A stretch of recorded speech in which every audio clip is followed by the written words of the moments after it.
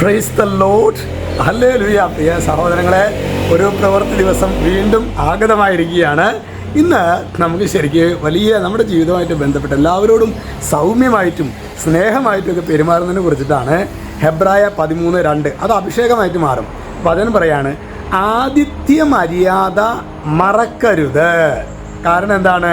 വചനം പറയാണ്, അതുവഴി ദൈവദൂതന്മാരെ അറിയാതെ സൽക്കരിച്ചവരുണ്ട്. അതായത് പഴയ നിയമത്തിലും പുതിയ നിയമത്തിലും ഒക്കെ നമ്മൾ കാണുന്ന ഒരു കാര്യമാണ്.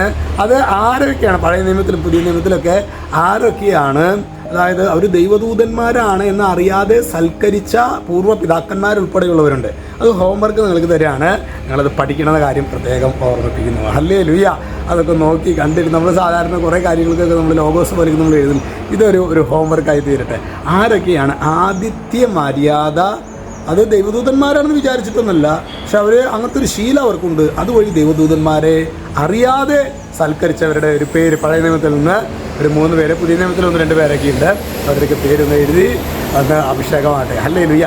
രണ്ടാമത്തെ ഒരു കാര്യമാണ് സഹോദരങ്ങളെ, ഈ ഒരു കാലഘട്ടത്തിൽ യേശുവിന് വേണ്ടി, അതായത് വിശ്വാസത്തിന് വേണ്ടി നമ്മൾ അടിയുറച്ച് നിൽക്കുമ്പോൾ പ്രിയപ്പെട്ടവരെ ഒറ്റപ്പെടുത്തുന്നു, അല്ലെങ്കിൽ സമൂഹങ്ങളിൽ നിന്ന് വേർതിരിക്കപ്പെടുന്നു, ഇടവകകളുടെ മുഖ്യധാരയിൽ നിന്ന് വേർതിരിക്കപ്പെടുന്നു, ചിലപ്പോഴെങ്കിലും അച്ഛന്മാർ തെറ്റിദ്ധരിക്കപ്പെടുന്നു.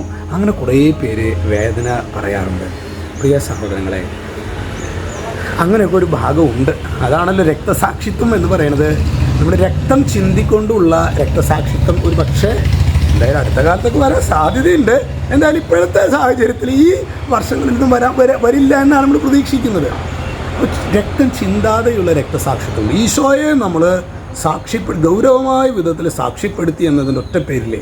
ഇപ്പം നോമ്പിൽ ഞാൻ പിക്നിക്കിന് പോവില്ല, അല്ലെങ്കിൽ ഞാനൊരു ഞായറാഴ്ച കുർബാന ഒഴിവാക്കിയിട്ട് എനിക്കൊരു പരിപാടി ഇല്ല, ഒരു ഗെറ്റ് ടുഗദർ ഇല്ല എന്നൊക്കെ പറഞ്ഞതിൻ്റെ പേരിൽ നമുക്ക് നമ്മുടെ കൂട്ടായ്മകളിൽ നിന്നോ അല്ലെങ്കിൽ പ്രിയപ്പെട്ടവരൊക്കെ ഒറ്റപ്പെടുത്തിയിട്ടുണ്ടെങ്കിൽ ആ ഒറ്റപ്പെടുത്തല് സന്തോഷമായിട്ട് നമ്മളെടുക്കണം. ഹല്ലേലൂയ.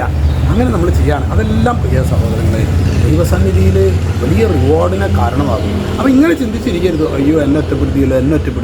നോ. നമ്മൾ കർത്താവിൻ്റെ വഴി നിൽക്കുകയാണെങ്കിൽ കർത്താവ് ഇന്നല്ലെങ്കിൽ നാളെ കർത്താവിനോട് ചേർന്ന് നിൽക്കുന്ന മറ്റനേകം പേരെ നമ്മളായിട്ട് കൂട്ടിച്ചേർക്കും.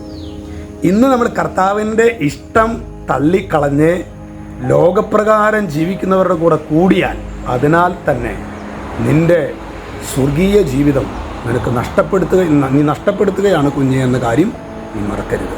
എല്ലാവരെയും സമൃദ്ധമായിട്ട് അനുഗ്രഹിക്കട്ടെ. രക്ഷിതാവായ യേശുക്രിസ്തുവിൻ്റെ നാമത്തിൽ ആശീർവദിക്കും, ഇപ്പോഴും എപ്പോഴും എന്നേക്കും. ആമേൻ.